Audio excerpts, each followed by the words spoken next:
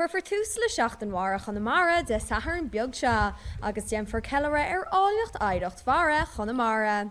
Bhí an éile seo áreachtáil go bliain tú le letar fraic ar thuaisceart Conamara, agus táthar ag súil le go méid daoine óga in anseo agus leas a bhaint as na himachtaí a leog, ceol, bia, alien agus ceardlanna ina measc.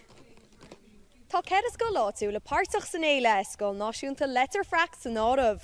Tá ag dá len inneo le labhairt leo faoin méid atá siúl acu le tholamhú don éile agus faoin méid a bhés ar siúl acu bann.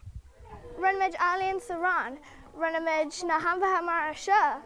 Seo iad ar seirceanna!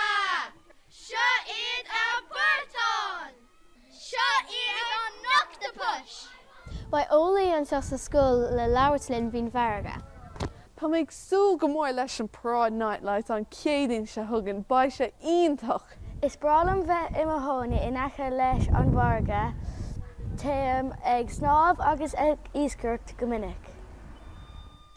Ní féidir a héine go bhfuil nasc láidir idir nádóir an áirge ach go háirithe agus aireacht an seo i gConamara.